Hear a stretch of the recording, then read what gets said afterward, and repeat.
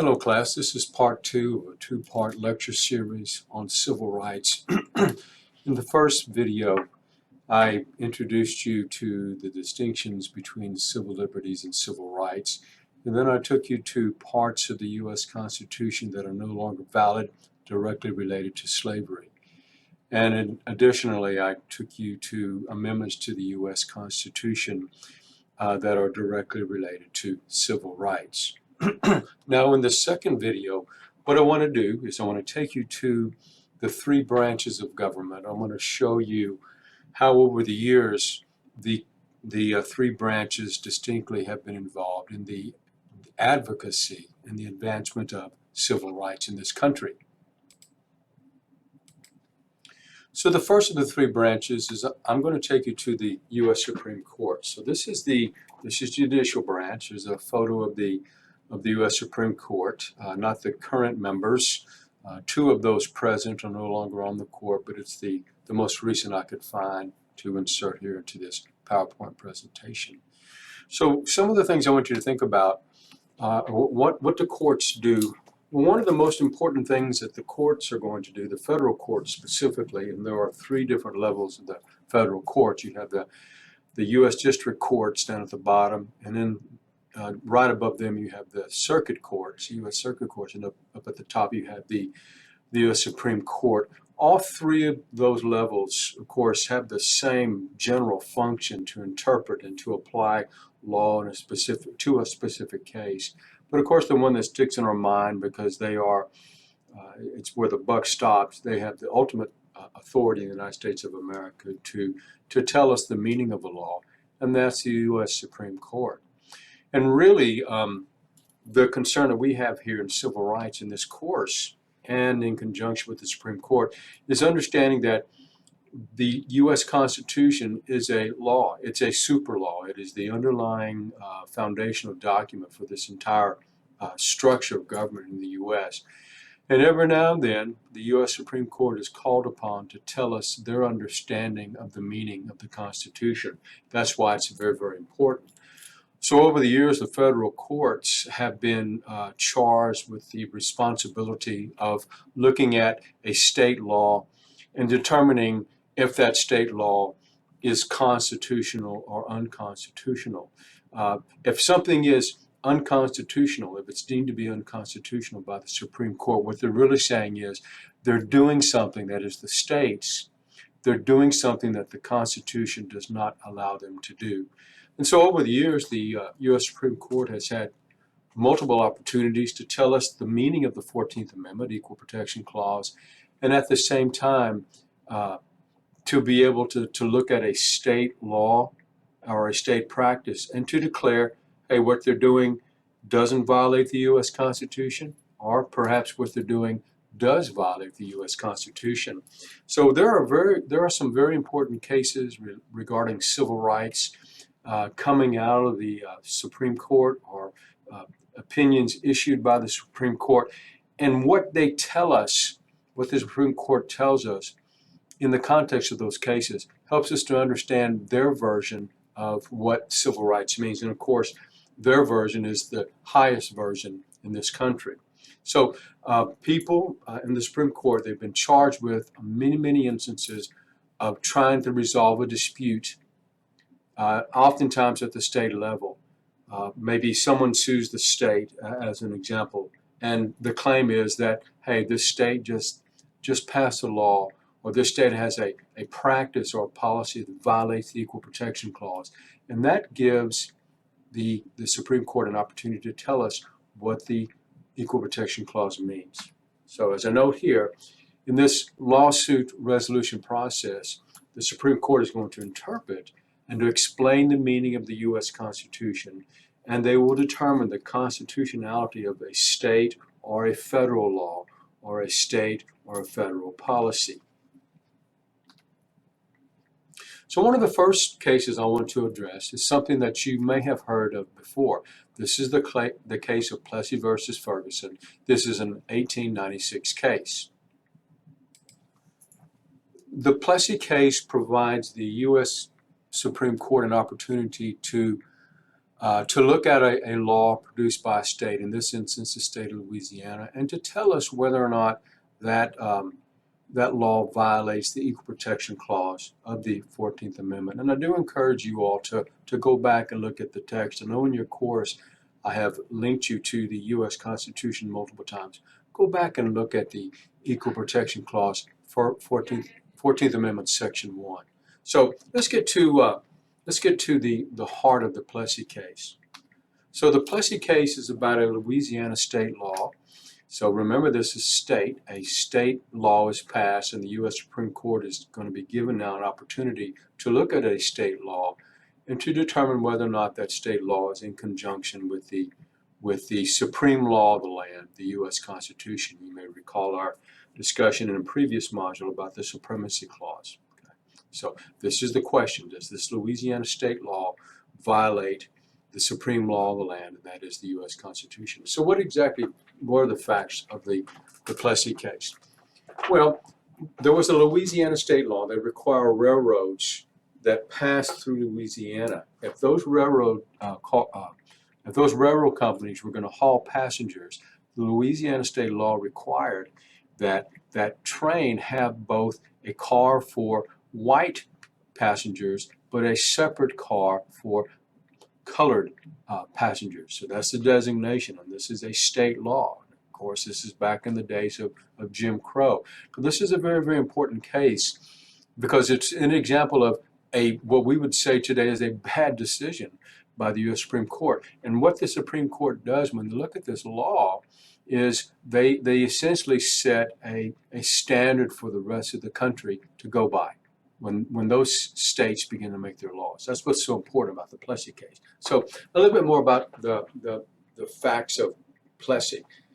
So Homer Plessy was part black, but he was also part white. He wasn't fully black and he wasn't fully white, but you could tell if you look closely that he was of African American descent and he had light skin.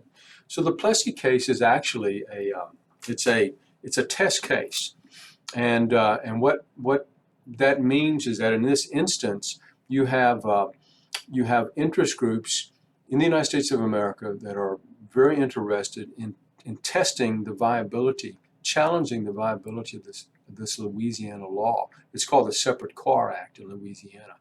And so Homer Plessy was specifically chosen not only by interest groups that want to advance civil rights in Louisiana, but also by the railroad company. Understand that the railroad company actually was very involved, very active in recruiting Mr. Plessy and having Mr. Plessy come on his train. So it's not as if the railroad company wanted to do this. Understand, the railroad company actually was opposed to this law, but it's a law, and they don't want to have separate passenger cars. Among other things, it's not economical. They want to put everybody on the same one, and of course the interest groups of the day, they're interested in the same thing. They don't want to distinguish between black and white passengers, or the terminology of their day, colored and white passengers. So Mr. Plessy is specifically chosen, and he refuses to go on the colored car. Okay, and remember that the railroad company is in charge of this. They set this up. So Homer Plessy goes onto the car. He's asked by the conductor to leave. When he doesn't, you essentially have a private security managed by the railroad company. Railroad security remove Mr. Plessy. Mr. Plessy is arrested. Now, what happens next is what we mean by test case. Homer Plessy understood he was going to be arrested, and so did the railroad company. They understood it. So he's arrested. And this case goes up before the Supreme Court in 1896, and the question is, does Louisiana state law violate the Equal Protection Clause? Okay, is this a violation of the idea of equal protection of the law? You may recall that the Equal Protection Clause is part of the 14th Amendment, and it requires states to apply the law equally. There must be equal protection of the law when it comes to people inside of a state. So this is the decision. You can see the text here. So social policy is not a matter to be determined by the Supreme Court, but is best addressed by state legislative bodies. This court refused to apply the Equal Protection Clause to Plessy's case. In other words, they sided with Louisiana. Now, if you look at the language of the actual case itself, I want you to see it in one light. Yeah, we look at it today and say this is a racist decision made by a bunch of by 9 white justices of the Supreme Court. Well, that's one perspective. But I also want you to consider this, that this is the day when the Supreme Court didn't see itself as being responsible for manipulating social policy inside of a state. They figured that to be the domain of the legislature. Okay, now, in other words, they didn't deem themselves the correct institution to be able to tell a state what or not to do regarding their social policy. Now we look at that today and we say, they were passing the buck over to the state legislature, and that may very well be. But the bottom line here is that the Plessy versus Ferguson case, the Supreme Court refused to say that Louisiana state law violated the Equal Protection Clause. They did not see that separate but equal was a violation of the Equal Protection Clause. As long as both colored and white were allowed to travel on that train, that was equal protection of the law. Requiring 2 separate cars, this court refused to say that such a practice in a state was a violation of the Equal Protection Clause. So what this does is the Plessy case actually turns on the green light for the other states to do that exact same thing. This is ushering in the era of Jim Crow. So you see the little cartoon there. So the Jim Crow era. This is this is the green light. In other words, you have Supreme Court sanctioned Jim Crow laws. Now all the states have permission, in essence, to do the exact same thing. And trust me, that's exactly what many of the states did. And they knew that they wouldn't have to worry about the Supreme Court coming in and telling them that what they're doing violated the Equal Protection Clause. So this is a bad case in the context of civil rights. But let's advance it forward. Let's go to 1954. So you guys have probably heard of the case of Brown versus Board of Education. It is an opportunity some 60 years later for the U.S. Supreme Court to take another look at the meaning of the Equal Protection Clause. And of course, if you think about, so 1896 to 1954, you're looking at 58 years later. So you've got 2 generations have come and gone. That prior court in the Plessy case, they're gone. They're replaced by a new group of Supreme Court justices. Society is changing. It's now we're now farther removed from the Civil War. I mean, this is almost 100 years later. We're far removed from the ending of slavery, which was in 1865. We're far removed from the inclusion into the U.S. Constitution of the 14th Amendment. So in 1896, then, the Plessy Court refused to say that the practice of separate but equal violated the Equal Protection Clause. But now with a new court, in 1954, they essentially are given the opportunity. This time the context is not cars, it's not a separate car act, but rather it's the practice of several states regarding education. You guys probably know the story. You probably know the history of the U.S., where it was mandated that states would have separate elementary schools for white kids and separate elementary schools for colored kids.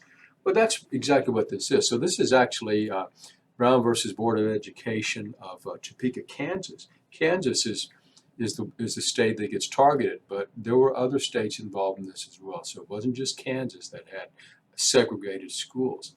But in this case, 1954, the Supreme Court is asked to go back and reconsider this question of whether or not the doctrine of separate but equal is valid, is constitutional, or whether or not, another way to look at it, whether or not this Jim Crow era in the U.S. is going to go on indefinitely.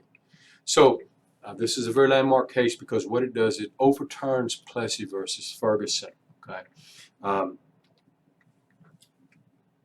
so it says that, if I can quote parts of the opinion itself, there's no place in the United States for a policy of separate but equal, that the practice of states to have separate facilities, not only in the context of education, but any context, that we're going to have white people go here and colored people go here. This court says there's no place for that in the United States. There is having a colored school and a white school is inherently unequal, and they touched on a number of things, including the fact that less money spent in the colored schools, and they go on to discuss how this has a psychological effect on children of color, that they are somehow being taught and told and indoctrinated into the idea that they are inferior, that the white people are superior, they get better schools, they get better treatment, they get better equipment, they get better education, and we, the colored people, we have to have second-rate education, second-rate teaching, second-rate facilities, so on and so forth. These are things that the Supreme Court touches on. By the way, this is the unanimous decision. So they unanimously hold that the practice of separate but equal in the context of education is a violation of the Equal Protection Clause. This court refuses to follow the path set by the court in Plessy versus Ferguson. So it is possible for a Supreme Court to overrule the decisions of a prior Supreme Court in a prior generation. It happens. In fact, it happened in this country.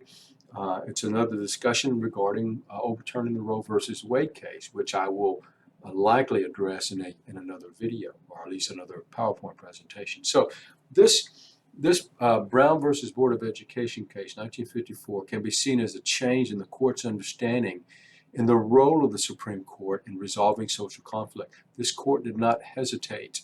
Well, I shouldn't say didn't hesitate. They did not stop to insert their will on the social policy inside of a state. But I don't know if they saw it that way. They actually saw it as a burden.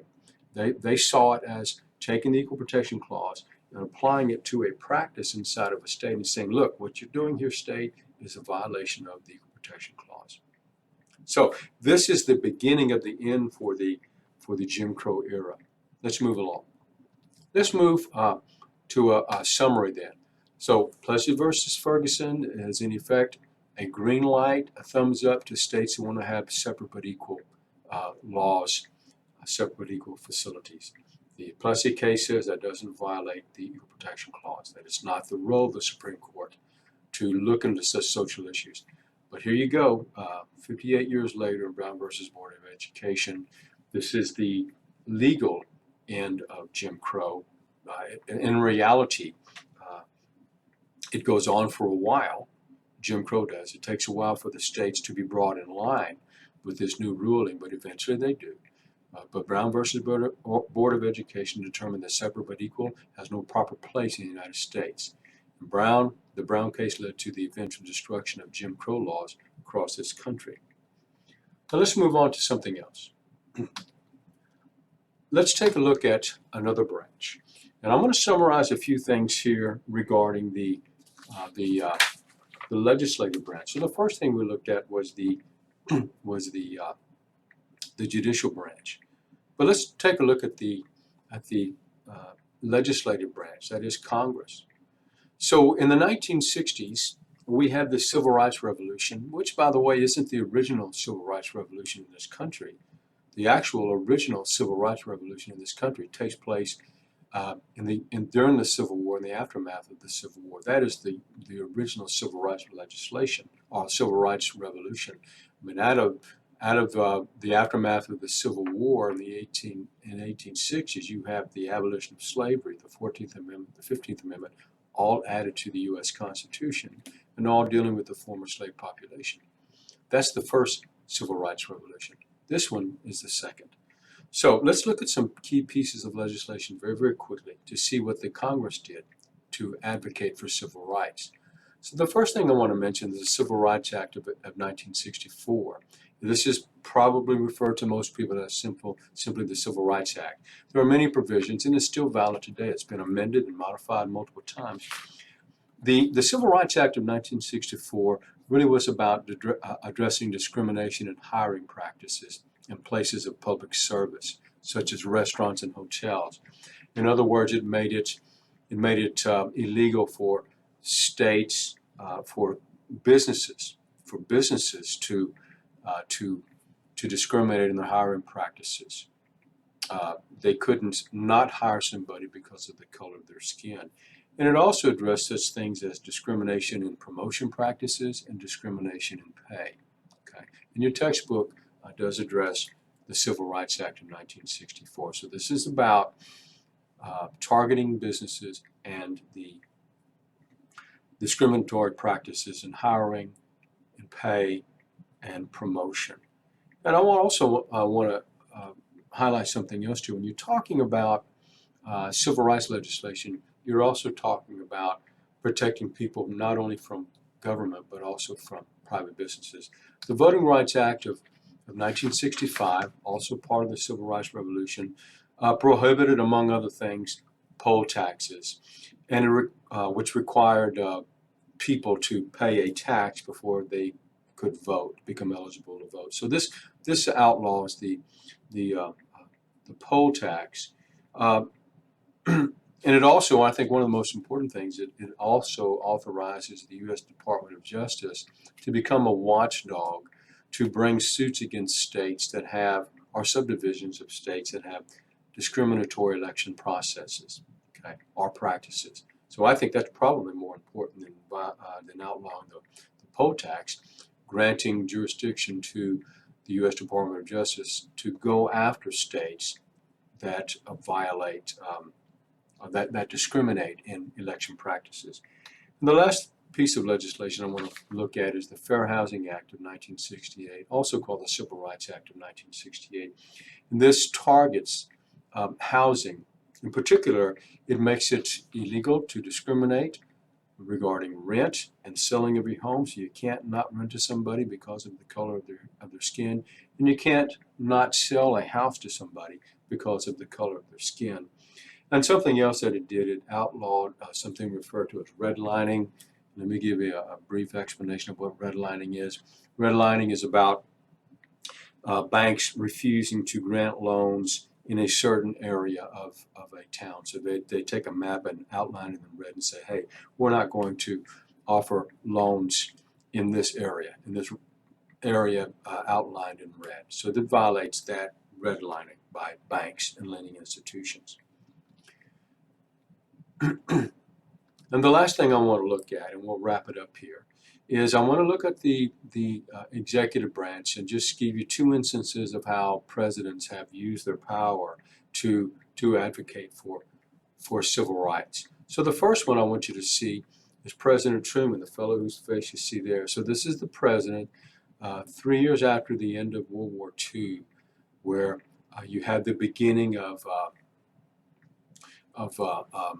discriminatory practices, the end of it, should I say, in the military. In other words, prior to this executive order, and I'm going to link you to this order in another place inside this module, so you'll be able to see this order if you're interested, and I do encourage you to read it. This order from the president as commander-in-chief, as the commander-in-chief of the military, is an order to desegregate the military. So the military during World War II, actually, if you were black, you couldn't actually be trained in the Navy, just as an example.